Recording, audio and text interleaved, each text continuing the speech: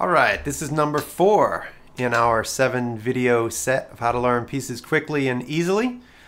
Just to recap the other ones really quick, we make small sections, that's number 1. We look at all the notes and musical markings, that's number 2. We look at the rhythm, that's number 3. And now we come to number 4, which is the right hand and getting the right hand fingering all together.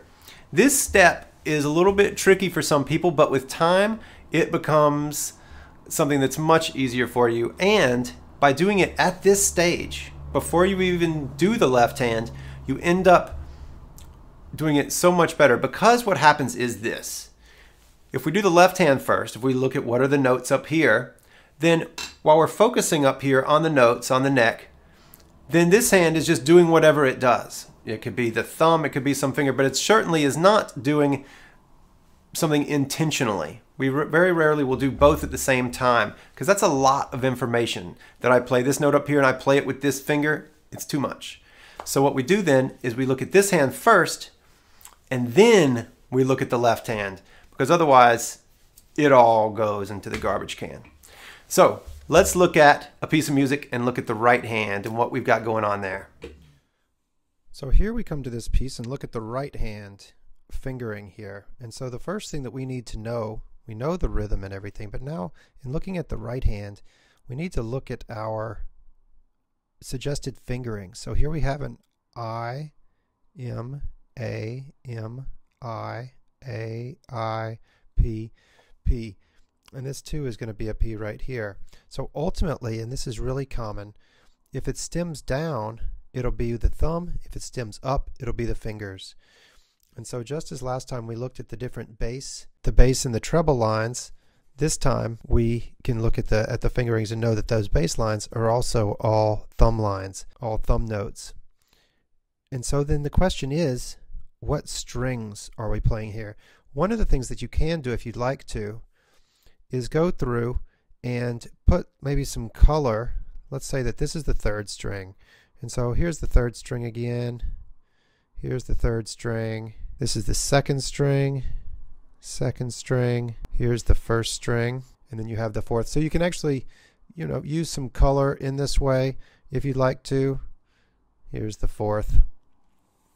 So if you wanted to do something like that, then color can help you to notice what strings you're going to, and then you can just know which color you've got for each string. As time goes on, you won't need to do that. But basically what we have is 3rd string, 3rd string, 2nd string, 1st string, 2nd string, 3rd string, 1st, 3rd, 4th, 4th, and then this is the 5th under here, and this also is the 5th and the 3rd again. And so since we're only playing the right hand by itself, then all we need to know is the string notes. We don't need to know what notes they are, we just need to know what string these notes are on. And so from there we can do this. And to begin with, if you want to, if you can, do it with the rhythm. If you can't necessarily get right to the rhythm to begin with, then do it just as steady, boom, boom, boom, boom, boom, and just, truck it right along if you have to.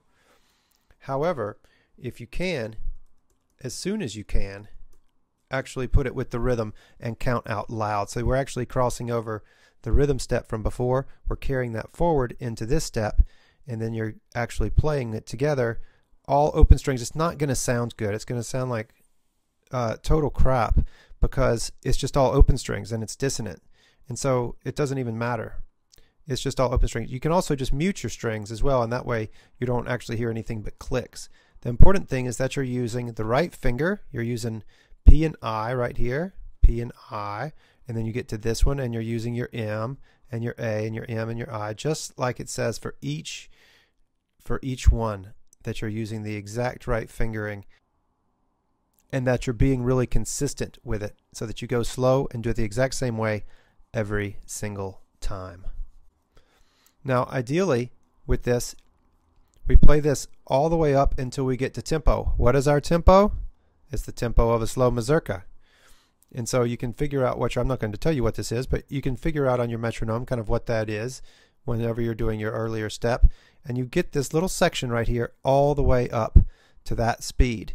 And so you don't just play it through once or twice. You actually get this all the way up to speed so that you can cook it as fast as it needs to go, or pretty close to as fast as it needs to go. Then you'll be ready to add in the left hand.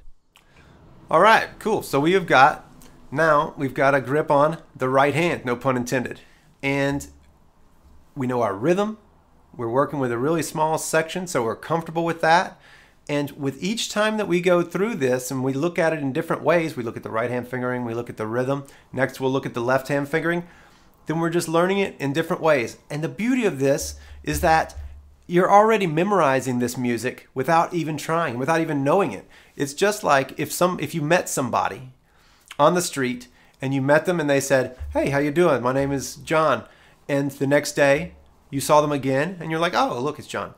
After 4 or 5 times of meeting them, you would know that person. You don't have to try to memorize who they are unless you have some sort of mental thing that doesn't let you do that.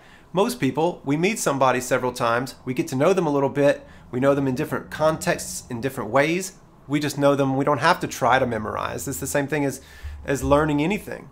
We just do it enough and we just know it. We don't have to try. And that's the way memorization works with this, is that already you're actually memorizing this little section of music here without even trying. And so hopefully by the time you finish the piece of music, it will basically be memorized or very close to it. And you'll know it really well. Even if you still look at the music when you're playing it, you will know it really well. So let's move on to the left hand. Here we go.